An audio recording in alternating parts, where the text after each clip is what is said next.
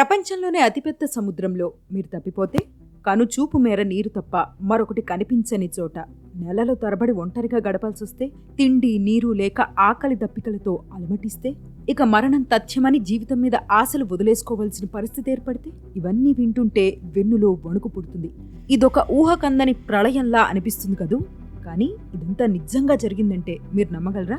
Yes, ఇదొక real life survival story. ఇది Jos Salvador ఆల్వరెంగా story. ఒక్కరోజు పని మీద పెసిఫిక్ మహాసముద్రంలోకి వెళ్లిన అతను తిరిగి భూమిని చూసేందుకు 438 రోజుల సమయం పట్టింది. ఈ మధ్యలో అతను చాలా కష్టాలు చూశాడు, ఒంటరితనంతో పోరాడాడు, తనలో తాను పెద్ద యుద్ధమే చేశాడు. మరణమంచు వరకు వెళ్లి జీవితం విసిరిన సవాళ్లతో పోరాడి చివరికి విజయం సాధించాడు. ఆల్వరెంగాకు అసలేం జరిగింది? సముద్రంలో ఒంటరిగా ఎందుకు గడపాల్సొచ్చింది? ఆ ట్రాజడీ నుంచి ఎలా బయటపడ్డాడు?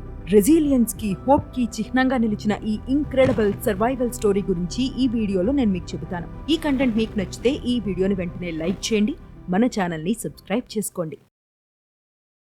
చేపల వేట కోసం సముద్రంలోకి వెళ్లే మత్స్యకారుల జీవితం ఎంత ప్రమాదకరంగా ఉంటుందో కొత్తగా చెప్పాల్సిన అవసరం లేదు. సెంట్రల్ అమెరికాలోని అతి చిన్న దేశమైన ఎల్ సాల్వడార్ కి చెందిన జాస్ సాల్వడార్ ఆల్వరెంగా జీవితం కూడా ఇంతే. తన బోటులో సముద్రంలోకి వెళ్లి చేపలు పట్టడం, వాటిని అమ్ముకుని బతుకు తెరువు సాగించడం అతని వృత్తి. కానీ 2012 నవంబర్లో జరిగిన ఒక ఘటన ఆల్వరెంగా జీవితాన్ని తలకిందులు చేసింది.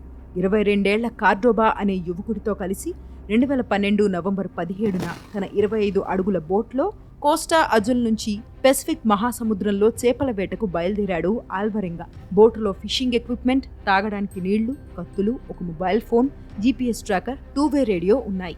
ఆల్వరెంగా ఒక ఎక్స్పర్ట్ ఫిషర్మెన్. సముద్రం విసిరే కఠిన సవాళ్లను అంతకుముందు ఎన్నోసార్లు ఎదుర్కొన్నాడు.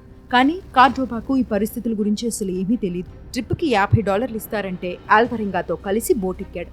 మిగతా ప్రయాణం సాఫీగానే సాగిపోయింది.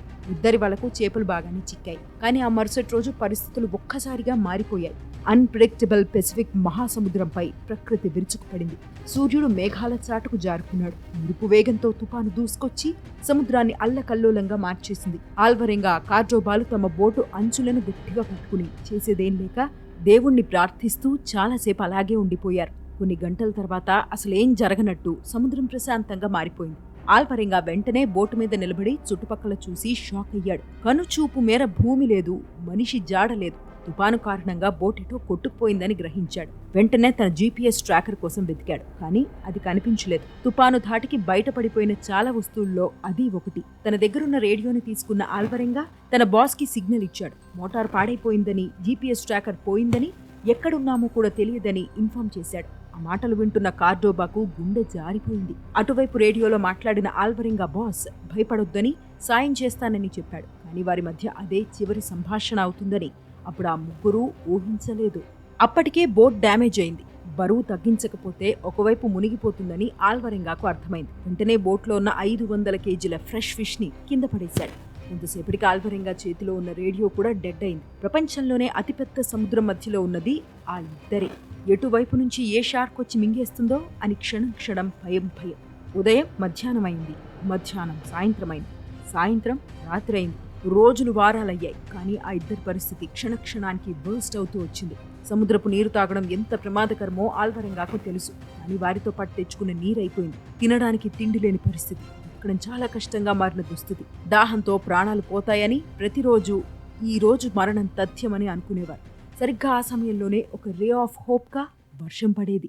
ఆ నీటిని తమ బాటిళ్లలో నింపుకునేవారు. ఆ నీరు అయిపోయిన తర్వాత సొంత యూరిన్ తాగేవారు. తినడానికి ఏమీ లేదని కడుపుకు చెప్పినా వినదు. ఆకలితో ఆల్వరెంగా, కార్డోబాలు అలమటించేవారు. ఆల్వరెంగా తన న్యాచురల్ ఇన్స్టింక్ట్స్ తో చేపలు పట్టేవాడు. వాటిని ఆ ఇద్దరు పచ్చిగా తినేవారు. అవి కూడా లేకపోతే ఆకలి తట్టుకోలేక ఆల్వరెంగా తన నెయిల్స్ తినేసేవాడు. వీడియోలో ముందుకెళ్లే ముందు చిన్న విషయం. ఇప్పటివరకు మీరు చూసిన కంటెంట్ మీకు నచ్చితే ఈ వీడియోని వెంటనే లైక్ చేయండి, మన ఛానల్ని సబ్స్క్రైబ్ చేసుకోండి. ఇలాంటి సర్వైవల్ స్టోరీస్ మన ఛానల్లో ఇప్పటికే ఉన్నాయి. ఆ వీడియోలో లింక్ డిస్క్రిప్షన్లో ఇస్తాను. దీని తర్వాత వాటిని కూడా చూసేయండి. Back to topic. మహాసముద్రంలో పెద్దగా చేసేదేం లేక ఆల్వరెంగా, కార్డోబాలు చాలా గంటల పాటు ప్రకృతిని చూస్తూ ఉండిపోయారు. ఇంకొన్నిసార్లు తమ కుటుంబాల గురించి మాట్లాడుకునేవారు. ఈ డిజాస్టర్ నుంచి ఎవరు బతికి బయటపడినా మరొకరి ఇంటికెళ్లి వారి తల్లిదండ్రులను కలవాలని ఒప్పందం చేసుకున్నారు. అయితే ఆ డిజాస్టర్ నుంచి కార్డోబా మెంటల్గా కోలుకోలేకపోయాడు. పైగా రా ఫిష్, రా సీ బర్డ్స్ తినడంతో అతని ఆరోగ్యం మరింత చెడిపోయింది. అది గ్రహించిన అతను మొత్తానికి తినడం ఆపేశాడు. అతని శరీరంలో ఓపిక అయిపోతూ వచ్చింది. వాస్తవానికి ఏం తినకపోయినా చనిపోతానని కార్డోబాకు అర్థం కాలేదు. ఓ రోజు ఉదయం హఠాత్తుగా కార్డోబా అరవడం మొదలుపెట్టాడు. ఈ రోజు నేను చచ్చిపోతానంటూ ఆల్వరెంగా కళ్ళ ఎదుట కార్డోబా ప్రాణాలు విడిచాడు. ఆల్వరెంగాకు చాలాసేపటి వరకు ఏం అర్థం కాలేదు. ప్యానిక్ అయిపోయాడు. కనుచూపు మేర మనిషి జాడ కనపడిని ఆ మహాసముద్రంలో ఇక నుంచి ఇంక ఒంటరిగానే బతకాలన్న ఆలోచన అతన్ని వెంటాడింది. చాలాసేపు ఏడ్చాడు. ఆ రోజు రాత్రి బోటులో కార్డోబా మృతదేహంతోనే ఆల్వరెంగా గడిపాడు. మరుసటి రోజు ఉదయం నిద్రలేచిన ఆల్వరెంగాకు కార్డోబా మృతదేహాన్ని ఏం చేయాలో తెలియలేదు. పైగా తిండి తిని చాలా రోజులైంది, నీళ్లు తాగి చాలా రోజులైంది. ఎదురుగా మనిషి ప్రాణాలు కోల్పోవడాన్ని చూసిన ఆల్వరెంగా మెంటల్ గా డిస్టర్బ్ అయ్యాడు. అతనికి హెల్యూసినేషన్స్ మొదలయ్యాయి. కార్డోబా మృతదేహంతో మాట్లాడడం మొదలుపెట్టాడు. నాకు మంచి నిద్ర పట్టింది, మరి నీకు అని ఓసారి, ఏమైనా తింటావా, నువ్వు కూడా పడుకో అని ఇంకోసారి. ఇలా కార్డోబా డెడ్ బాడీతో కన్వర్జేషన్స్ చేసేవాడు. కార్డోబా మరణించిన 6 రోజులకు ఆల్వరెంగా తేరుకున్నాడు. ఎదురుగా ఉన్న మృతదేహాన్ని చూసి ఒక్కసారి ఉలిక్కిపడ్డాడు. ఇన్ని రోజులు మృతదేహంతో మాట్లాడుతున్నట్టు అర్థమై షాక్ అయ్యాడు. సెన్సెస్ లోకి వచ్చిన ఆల్వరెంగా కార్డోబా బట్టలు, చెప్పులను తొలగించి మృతదేహాన్ని నీటిలో పడేశాడు. ఆ ఊహించని ప్రయాణంలో ప్రాణాలు కోల్పోయిన కార్డోబాకు వీడ్కోలు పలికాడు. ఇంకొన్ని రోజులు గడిచాయి. ఆల్వరెంగాలో గిల్టీ మొదలైంది. కార్డోబాను తానే సముద్రంలోకి తీసుకొచ్చానని, తన వల్లే అతను చనిపోయాడని బాధపడ్డం మొదలుపెట్టాడు. ఆ సముద్రంలో ఒంటరిగా ఉండటం కన్నా మరణం మేలనుకున్నాడు. ఆత్మహత్య చేసుకోవాలని భావించాడు. కానీ ఆత్మహత్య చేసుకుంటే నరకానికి వెళతారన్న తన తల్లి మాటలు గుర్తొచ్చి ఆగిపోయాడు. చావు ఆప్షన్ కాదని ఫిక్స్ అయిన ఆల్వరెంగా మెంటల్ గా స్ట్రాంగ్ అవ్వడం మొదలుపెట్టాడు. తన ప్రతికూల పరిస్థితిలోనూ పాజిటివిటీని వెతుక్కోవడం మొదలుపెట్టాడు. ఆల్టర్నేటివ్ ప్రపంచాన్ని సృష్టించుకున్నాడు. బోట్లో నడుస్తూ ప్రపంచం మొత్తం పర్యటిస్తున్నట్టు కలలు కన్నాడు. కడుపు ఆకలి కేకలు వేస్తుంటే ప్రపంచంలోనే రుచికరమైన ఆహారాలు తింటున్నట్టు ఊహించుకునేవాడు. ఎంత వీలైతే అంత పాజిటివ్ గా ఉండాలని నిర్ణయించుకున్నాడు. ఒంటరిగా పోయినా పర్లేదు, కానీ భయపడుతూ బాధపడుతూ రోజులు గడపకూడదని ఫిక్స్ అయ్యాడు. ఉదయిస్తున్న సూర్యుణ్ణి, సూర్యాస్తమయం వేళ అప్పుడప్పుడు కనిపించే పక్షులను, రాత్రంతా చంద్రుణ్ణి చూస్తూ ఆల్వరెంగా చాలా రోజులు గడిపాడు. And now, Alvarenga's destiny is about to change. ఓ రోజు ఆల్వరెంగా నిద్రలో ఉన్నప్పుడు కొన్ని పక్షుల శబ్దాలు వినిపించాయి. ఆ తరహా శబ్దాలు తీరం వెంబడి ఉండే బర్డ్స్ నుంచే వస్తాయని తెలిసి ఉలిక్కిపడి లేచాడు. దూరంగా ఒక ద్వీపం కనిపించింది. తొలుత తాను హెల్యూసినేట్ చేస్తున్నట్టు భావించి దాన్ని సీరియస్ గా తీసుకోలేదు. కానీ క్షణక్షణానికి విజిబిలిటీ పెరిగి ద్వీపం సమీపిస్తున్నట్టు అనిపించింది. ఆల్వరెంగా కళ్లల్లో కన్నీరు. చాలా కాలం తర్వాత ల్యాండ్ ని చూసినందుకు అతని కళ్లల్లో నీళ్లు తిరిగాయి. జీవితంలో ఏదో సాధించిన ఫీలింగ్. సుమారు గంట తర్వాత ద్వీపానికి మరింత దగ్గరగా వెళ్లాడు. తన శరీరంలో మిగిలిన శక్తినంతా కూడగట్టుకుని ఒక్కసారిగా బోట్లో నుంచి దూకేశాడు. స్విమ్ చేస్తూ ద్వీపం వైపు వెళ్లాడు. ఆల్వరెంగా కష్టాలకు ముగింపు పలకాలని బహుశా ఆ ప్రకృతి కూడా భావించిందేమో. బలమైన అలలు అతన్ని తీరం వైపు తోసుకుంటూ వెళ్లాయి. కొన్ని నిమిషాల తర్వాత ఆల్వరెంగా భూమిపై కాలు పెట్టాడు. ఇప్పుడున్న మట్టిని చేతులతో తీసుకుని ముద్దు పెట్టుకున్నాడు. కానీ ఆ బీచ్లో ఎవ్వరూ లేరు. ఇన్ఫాక్ట్ ఆ ఐలాండ్ కూడా చాలా చిన్నగా అనిపించింది. ఇళ్లు లేవు, రోడ్లు లేవు. కానీ ఆల్వరెంగాలో హోప్ మాత్రం చావలేదు. బీచ్ నుంచి కాస్త లోపలికి నడిచిన తర్వాత ఆల్వరెంగాకు ఒక ఇల్లు కనిపించింది. ఆ ఇంట్లో ఉన్న దంపతులు బయటకు చూశారు. భారీ గడ్డం, బక్కపల్చటి శరీరం, ఓపిక లేక ఇంకో నిమిషంలో కింద పడిపోయే విధంగా ఉన్న ఆల్వరెంగా కనిపించాడు.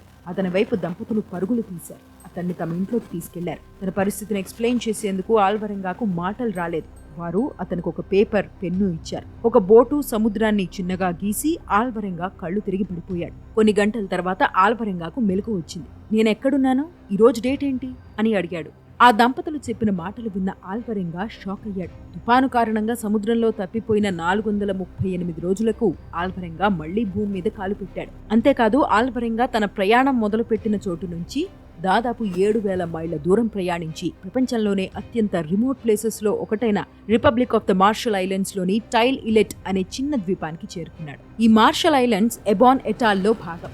ఆల్వరెంగా గురించి ఆ దంపతులు వెంటనే అధికారులను అలర్ట్ చేశారు. పోలీసులు, ఒక నర్స్ వచ్చి ఆల్వరెంగాను రక్షించారు. ఎబాన్లో కొన్ని రోజులు చికిత్స పొందిన తర్వాత ఆల్వరెంగా ఎట్టకేలకు సాల్వడార్లోని అతని ఇంటికి చేరుకున్నాడు.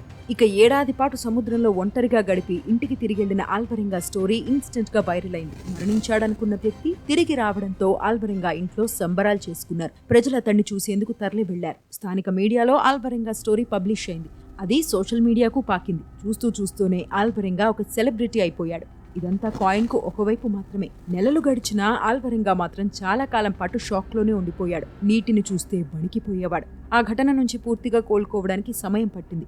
ఆ తర్వాత తన జీవితంలో జరిగిన డార్కెస్ట్ ఎపిసోడ్స్ ని ప్రస్తావిస్తూ 438 డేస్ అనే పుస్తకాన్ని రాశాడు ఆల్వరెంగా. 438 రోజుల పాటు నేను ఒంటరితనాన్ని అనుభవించాను. ఆకలి దప్పికలను తట్టుకోలేకపోయాను. ఇంత చూసిన తర్వాత నాకొక విషయం అర్థమైంది. You only have one chance to live, so appreciate it అని ఆల్వరెంగా చెప్పుకొచ్చాడు. అయితే కార్డోబాతో చేసుకున్న డీల్ ని ఆల్వరెంగా మర్చిపోలేదు. తాను కోలుకున్న తర్వాత మెక్సికోలోని కార్డోబా ఇంటికి వెళ్లి అతని తల్లిదండ్రులను కలుసుకున్నాడు. జరిగిందంతా వివరించాడు. ఇక్కడ మరొక షాకింగ్ విషయం ఏమిటంటే, కొంతకాలం తర్వాత కార్డోబా కుటుంబం ఆల్వరెంగాపై కేసు వేసింది. కానీ తన బిడ్డను చంపి తినేశాడని కార్డోబా కుటుంబ సభ్యులు ఆల్వరెంగాపై $10 లక్షల కేసు వేశారు. ఆల్వరెంగా బుక్ సక్సెస్ అవ్వడంతో తమకు కూడా షేర్ రావాలని కార్డోబా కుటుంబం భావించినట్టు కొందరు చెబుతూ ఉంటారు. ఏదేమైనా ఆల్వరెంగా మాత్రం తనకు పునర్జన్మ దక్కిందని ఫీల్ అయ్యాడు. దేవుడికి కృతజ్ఞతలు చెబుతూ జీవితం ఇచ్చిన మరొక అవకాశాన్ని సద్వినియోగం చేసుకుందామని నిర్ణయించుకున్నాడు.